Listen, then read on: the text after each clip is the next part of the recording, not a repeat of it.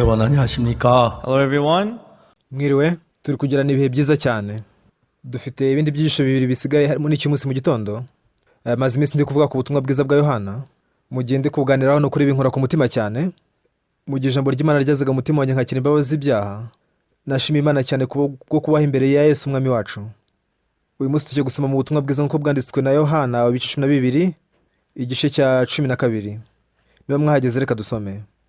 Nuko hasigaye iminsi 6 Pasika ikaba Yesu ajya i Betaniya aho Lazaro uwo Yesu yazuye yabaga. Bamutekeraho ibyo kurya bya nijoro, Mariya arahereza kandi Lazaro yari umwe mu bicaranye na Yesu basangira.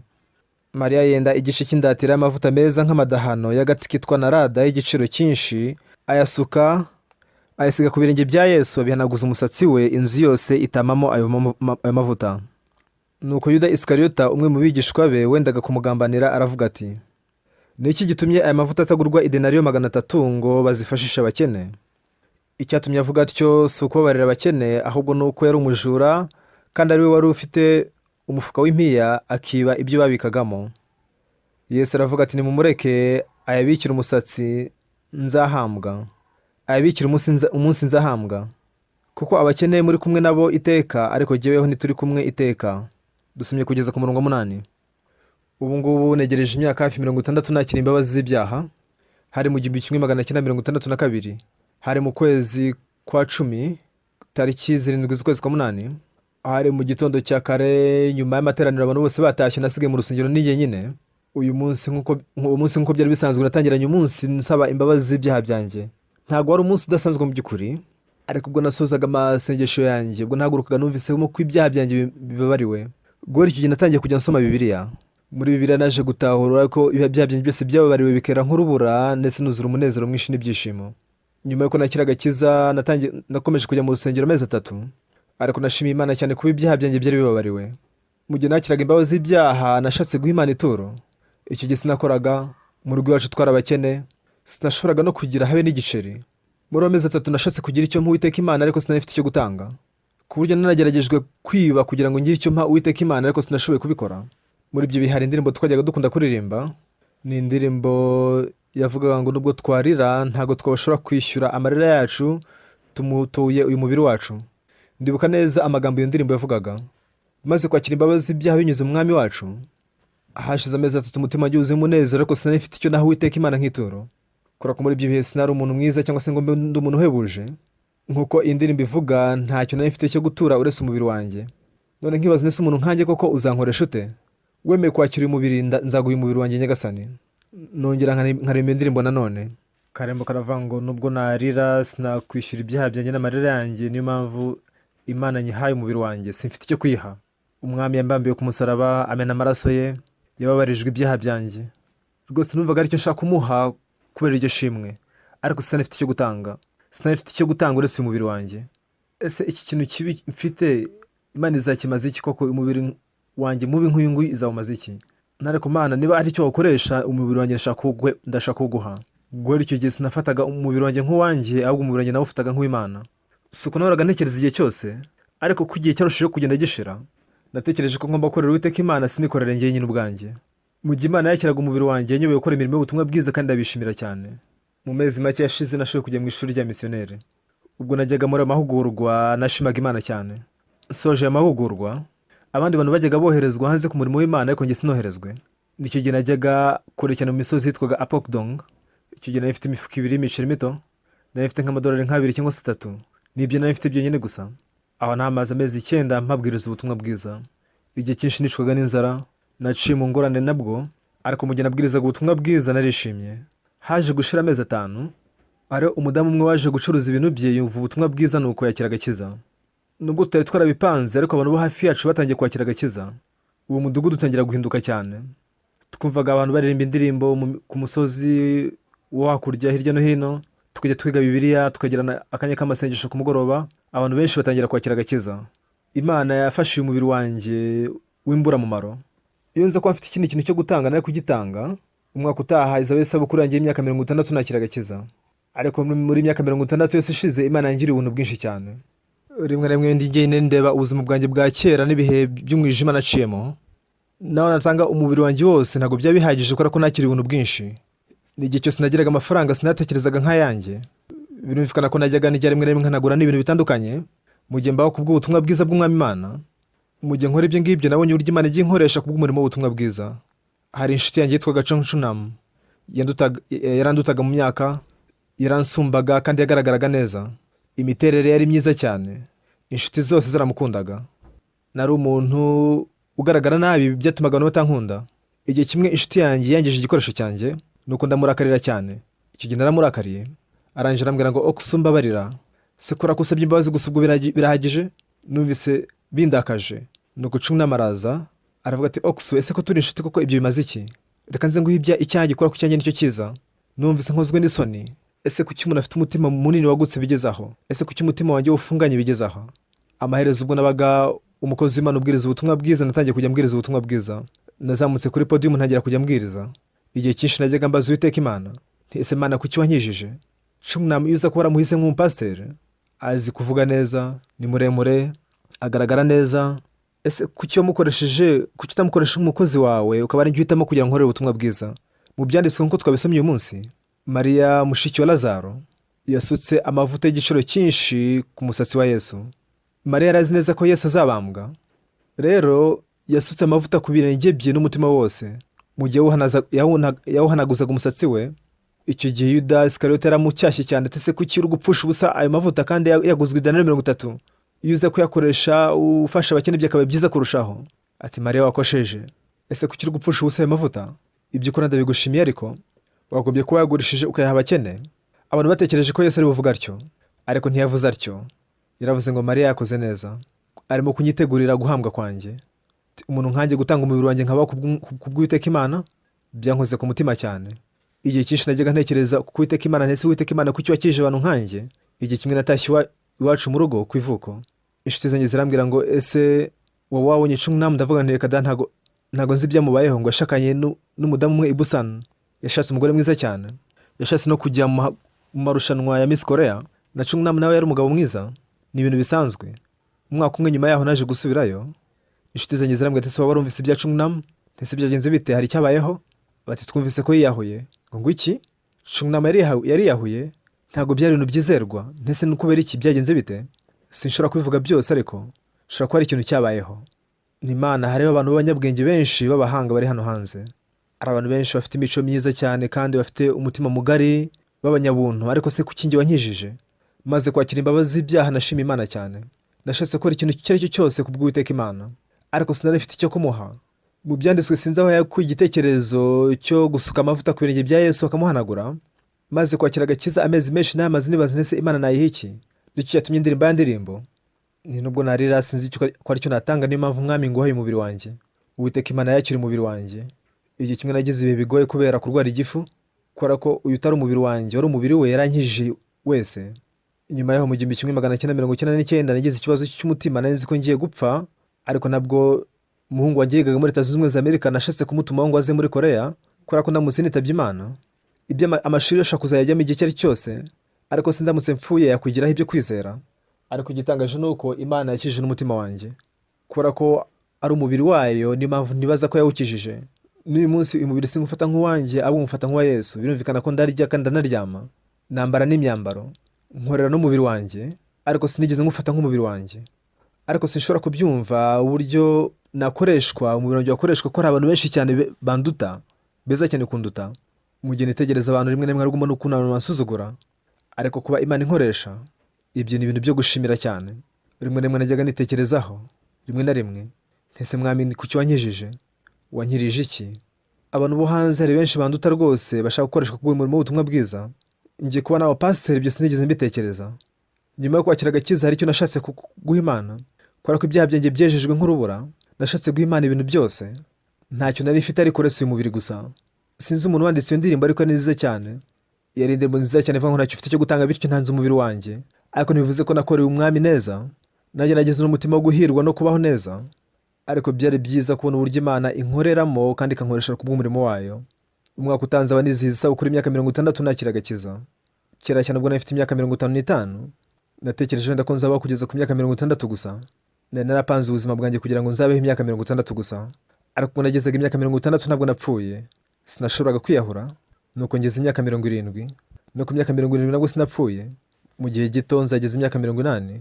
Sinzi igihe nzamara ndi kubaho, ahari Uwiteka niwe ubizi. Nshobora no gupfa ku munsi w'ejo, sibyo? Imyaka yose nabaho kugeza ubu ngubu, Uwiteka Imana amaze kwakira umuntu nkanjye, yampaye umwuka wera, yampaye ijambo ryayo.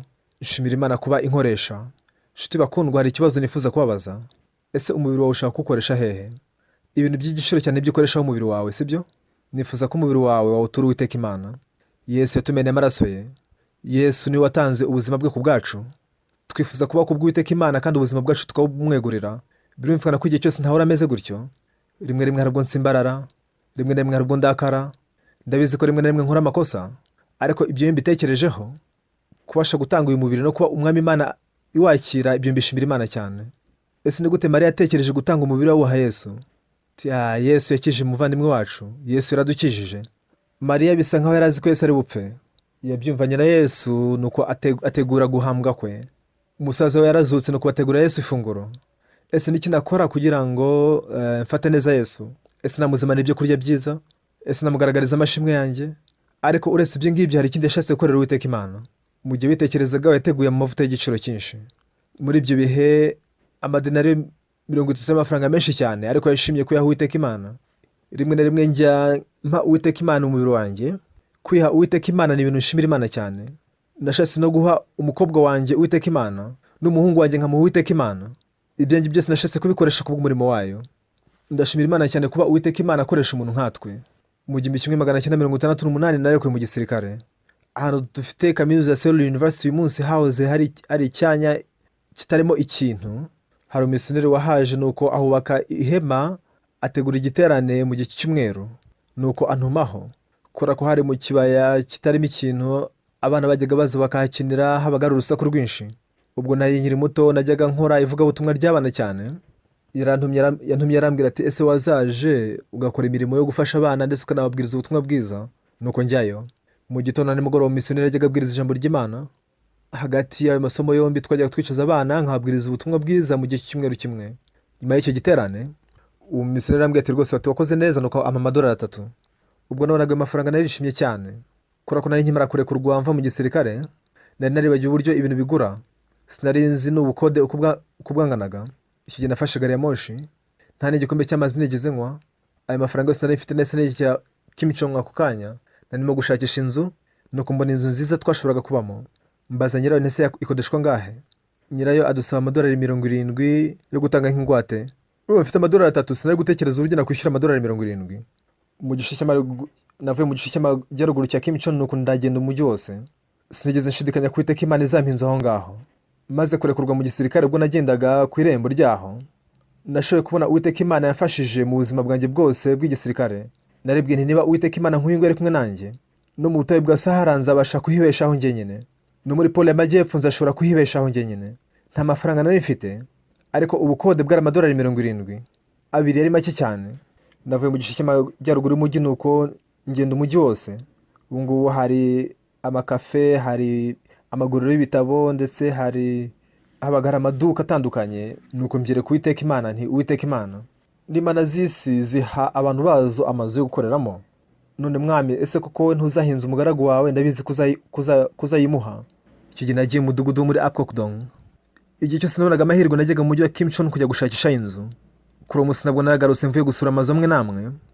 Nafashe bisi iva Kimironko, nagomba kujya Kochang nkagaruka Apokdong. Nagiye muri bisi aho Kimironko, nuko umunyamahanga umwe arazanye yicara iruhande. Ururimi rw'Igikoreya rwanganaga n'ururimi rw'Icyongereza narinzi. Nuko ndamuganiriza nese uturuka hehe? Ati nturuka mu Bwongereza. Ese witwa nde? Ati nitwa John Henderson. Ese nuko bimeze? Ese ubeshwaho n'iki? Ati ngende umisiyoneri. Ati ni byiza kukubona. Nuko turaganira. Nubwo tutabasha kumvikana neza mu rurimi, ndamubona ese uri ku rugendo? Ati yego ndi ku rugendo. Ese uri ku rugendo rw'iki? Rw'ivugabutumwa? Ati reka ndi mu butembere. Nuko ndarakara. Ese wowe uri umisiyoneri bwoko ki upfa gufata urugendo utagiye kubwiriza ubutumwa bwiza? Ntekereza ko imyaka yari kubye kabiri yanjye. Nuko ndamubwira nti warangiritse cyane, nsubira mu gihugu cyawe aka kanya. Niba uri umisiyoneri wakagombye kuri kubwiriza ubutumwa bwiza, none kukiri ku rugendo. Ntabwo dukeneye abamisiyoneri bangiritse nkamwe. Ahari nabigenje niyo kubera ko nari ntarakura mu bwenge. Ariko ubwo yumvaga mubwira ibyo ngibyo yaratuje araceceka. Tugira Kochang. ubwo navaga muri bisi nagiye ku murongo w'abafatira bisi yerekeza Apokdong, nuko aramperekeza arambwira ati yewe Mr. Park, ntiyego ese wanyemerera nkamarira ijoro iwawe mu rugo? Ndamubwira nti inzu yanjye si nziza ariko niba ubishaka nta kibazo waza.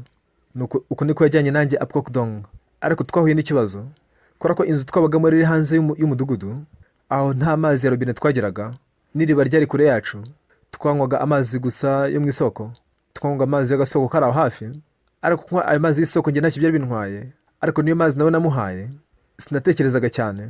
Hadashize akanya kanini yahise agira diyare, numvise mugira imbabazi cyane. Yari yamaze iminsi 4 aryamye ku buriri mu nzu yacu, numvise mugira imbabazi nyinshi. Guhora icyo gihe natangiye kujya ntogosa amazi mbere ko nyamuha. Hashize iminsi 4 yari yakize neza ashaka gutaha, numvise mugira imbabazi cyane. Nikora ko nkiri muto sinekereza cyane, rwose umbabarire. Aravuga ati ntacyo bitwaye, hari ikintu yashatse kumbwira. Ati ese nicyo ushaka kumbwira? Nuko arambwira ati nahuye n'abapasiteri benshi n'abamisiyoneri benshi, ati ariko kugeza ubu sinigeze mbonaho umuntu ubaho nkawe, ndashaka kwiga iby'ubuzima bwawe. Ndamubwira nti rwose sigaho witera urwenya, ntese nicyo ushaka kwigira hano? Ati oya. Ntese ubwo ushatse kuvuga iki? Ati nyemerera tumarane umwaka umwe. Sinarinzi icyo navuga, naramubajije nti ese ubona inkunga ivuye mu Bwongereza? Ati yego ndayibona. Mbabarire kubikubwira ariko inaha nta muntu n'umwe ujya umfasha, rero nibeshaho njye nyine gusa hano, mbaho kubwo kwizera, kandi igihe cyinshi nyanishwa n'inzara. Ndamutse nkubwije ukuri, nk'uko wakira inkunga ivuye ku cyicaro cyanyu gikuru ukaba ufite imitsima iwawe mu rugo, njye mu gihe ntazaba mfite umutsima wo kurya nzabigenza nte? Wemeye ko utazigera umpana akamanyu k'umutsima sibyo? Ati sinzabikora. Uwiteka Imana yemera ko nishwe n'inzara, uzareke nishwe n'inzara. Uwiteka Imana yemera ko ndya nzarya, ariko sinshaka gukoresha izindi nzira zindi za kimuntu. Namubwije ukuri k'umutima wanjye. Muri icyo gihe twajyaga twicwa n'inzara cyane, ariko ni handi twabaga twishimye cyane. Ubwo rero twagomba gukora iki? Nti niba ushaka kubana nanjye, birumvikana ko nshobora kuba ntafite byinshi byo kuguha, ariko niba mfite n'ibyo kurya nabyo sinzaguha. Nubwo ufite imigati yagusagutse uramenye ntuzayime, tuzatandukanya ibyacu neza, uremera ko uzabikora? Ati yego rwose ntibigoye. Ni sawa, reka tubyemeze. Tujya kubwiriza ubutumwa bwiza muri Kimchon. Nawe ugomba kuzitegura kuzaza Kimchon. Icyo gihe yari muremure cyane, yarishimiye gusubira mu rugo. Hashize iminsi 10 yageze atya ansura mu buryo butunguranye. Ndamubaza nise kuki waje? Aravuga ati ngufite inkuru nziza. Ati nasengeye kubona inzu mu gace ka Kimchon, none Imana yampaye inzu y'agaciro k'amadolari nka 500.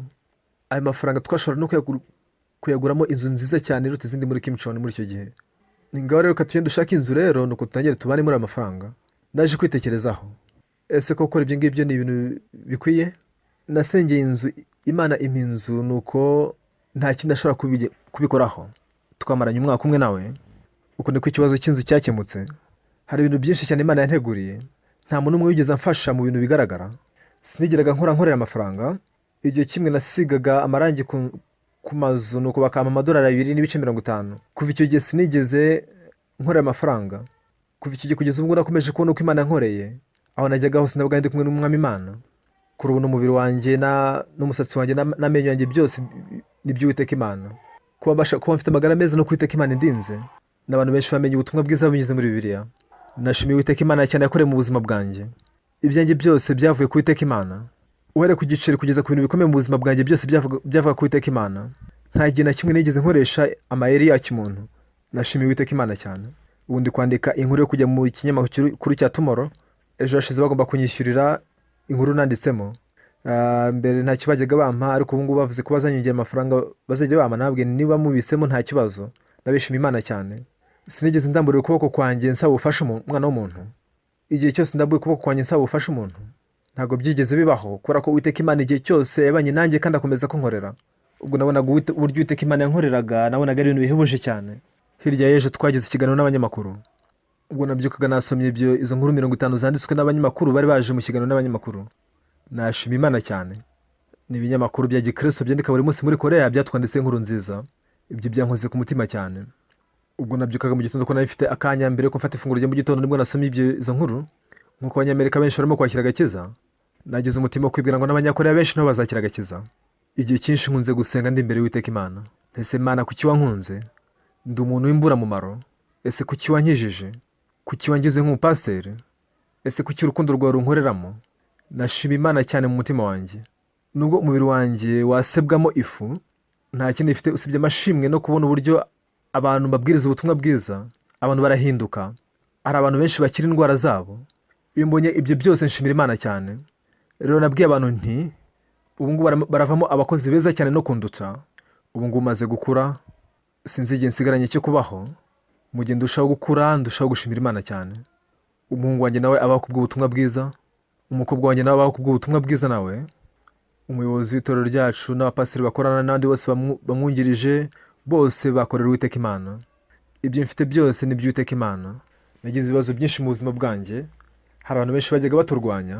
Ubushize ubwo nacaga mu makuba, umushinjacyaha washatse kumfungisha yakoze imirimo myinshi, ariko si ugize ngo yashoboye kunesha Imana, nawe byamuteje akaga gakomeye cyane. Hariho abashinjacyaha babiri bashakaga kumfungisha, umwe muri bo yareguye, undi arirukanwa. Ndashima Imana cyane kuba Imana indinda. Sinzi niba nzabaho kugeza ryari, sinzi igihe nzahagarara imbere y'Uwiteka Imana mu gihe ndushaho gusaza. Sinibaza ko hari abantu benshi bari hanze hano babwiriza ku myaka yanjye. Ubwo najyaga kuri podium nta muntu ugeze ampagarika ngo pasiteri wijyayo. Ndashimira cyane bene data. Kuri ubu ngubu ubutumwa bwiza bumaze gucengera hafi mu bice byose bya Leta Zunze Ubumwe za Amerika. Ahari wenda nk'umwaka umwe n'igice, abantu bagera ku 8,000 barimo kwiga mu ishuri ryacu rya teoloji baza basoje amasomo. Ubushize ubwo twageraga akanya ko kwiyandikisha mu cyiciro gishya cy'amasomo, nabwiye ko abazasoza mu ishuri ryacu rya teoloji bose tuzabaha amahirwe yo gukora mu itorero ryacu. Muri iyi minsi dufite abakozi b'Imana bakeya. Sinibaza ko abo bose uko ari 8,000 bazifatanya natwe. Nubwo twabona abantu 800 bifatanyije natwe tugakorana, byaba bihagije, ariko abantu benshi barashaka gukorana natwe. Mu gihe barimo kwiga ibyo twigisha muri teoloji baratangara cyane. Hariho amashuri menshi ya teoloji, ariko amenshi muri bo bigisha ubumenyi gusa. Ariko twe tubabwira Bibiliya mu buryo bw'umwimerere n'ubutumwa bwiza mu buryo bw'umwimerere. Abapasiteri benshi cyane bashishikariye no kuza mu ishuri ryacu. Mu ishuri ryacu dufite ibyiciro bibiri, iyo babishoje bashaka gusoza.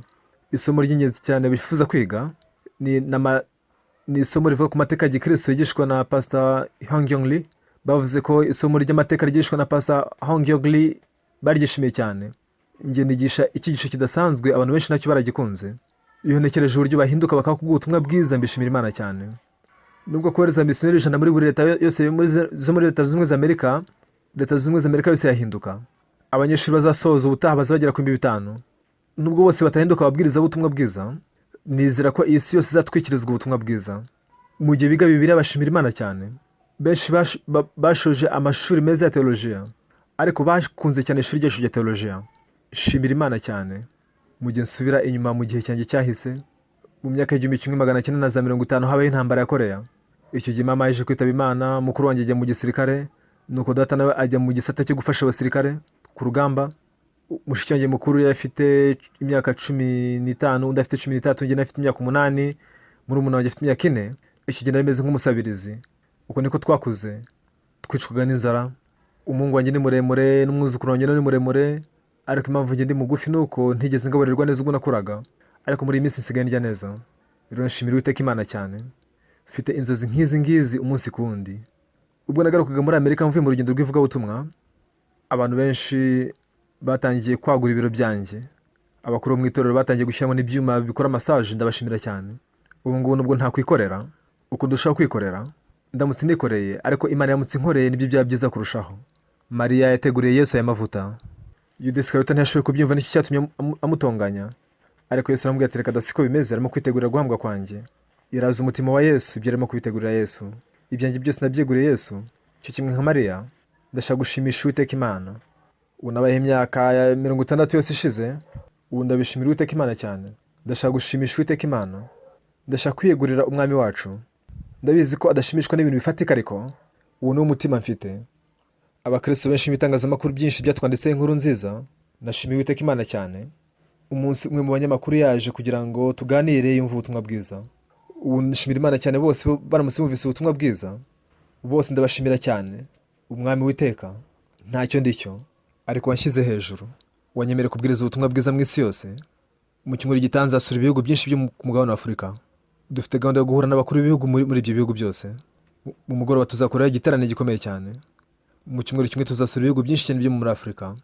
Kubera ko muri Afurika abantu benshi barakiraga cyese no kurenza muri Leta Zunze Ubumwe za Amerika. Ubu umugabane wose wa Afurika urimo guhindukira ubutumwa bwiza. Hari ibintu byinshi nshaka kuvugaho. Ndabingize ntimukabeho ku bwanyu. Mujye mwemera Yesu abeho ku bwanyu. Ibirenze ibyo wikorera ku giti cyawe, ibyo Yesu yagukorera bizaba birenzeho kuba inshuro 100 kuba byiza. Kwikorera ntaho bihuriye no kuba wakorerwa na Yesu. cyo kimwe nka Mariya, reka dutegure amavuta, dutegure ibyo kurya by'igiciro. Yesu yaratubambiwe, yaratwitangiye. Niringiye ko abaho ku bwa Yesu ubeho wishimye binyuze muri Yesu. Buri gice cyose cy'ubuzima bwawe umwemerere akiteho, we azabikora. Niringiye ko mwabaho mu buzima bw'umugisha muhimbaza Imana, kandi muzajya mu bwami bwayo hamwe nawe. Nta minsi myinshi dusigaranye yo kuba kuri iyi si. Mu gihe ndushaho gusaza sinzi igihe nsigaranye, igihe cyinshi njya ntekereza kuzajya mu ijuru. Njya ntekereza n'umunsi w'urupfu rwanjye. Shimira Imana cyane, nkayishimira koko. Nti Mwami ndagushimye, ngushimiye ko warameneye amaraso yawe, umunyacyaha nkanjye wamubambiwe ku musaraba, unyemerera gukizwa. Si ibyo byonyine gusa, ahubwo nkoresha no kubwira ubutumwa bwiza kugira ngo abantu benshi bazabashe kwakira agakiza. Ngushimiye cyane umurimo wakoze, uzemera ubutumwa bwiza bwawe gukomeza. Niringiye ko mwese mwabaho ku bw'Uwiteka Imana ubuzima bwawe bwose. Ntukikorere ku bwawe, ahubwo ujye ukorera Uwiteka, ujye ureka Uwiteka nawe gukorera. Nta kintu kizaba ari cy'umugisha kurenza icyo. Murakoze, reka dusenge. Mana data dukunda, turagushimye. Ese Mwami, turi bantu ki? Turi abanyabyaha banduye cyane nkatwe. Watumeneye amaraso yawe, waratubambiwe, ubabazwa ku musaraba. Mwami, uwo musaraba ntiwabaye uw'ubusa. Twarejejwe binyuze mu maraso ya Yesu. Ibyaha byacu byarejejwe. Ubu twaratunganyijwe, twabaye abantu bawe. Mwami Imana, turagushimye, turaguhimbaje. Utwemerere kuba ku bw'ubutumwa bwiza, tubeho ku bwawe Nyagasani. Turagusabye uhabwe icyubahiro binyuze muri twe. Ukundire buri muntu wese mu isi yakira agakiza, ahabwe icyubahiro binyuze muri wowe. Yobora bene data basakare mu isi yose, babwiriza ubutumwa bwiza kugeza ku herezo. Kundira abantu benshi kumva ubutumwa bwiza, bakizwe nawe Nyagasani. Mwami, tugushimiye ko waraduhaye ubutumwa bwiza bw'igiciro cyinshi.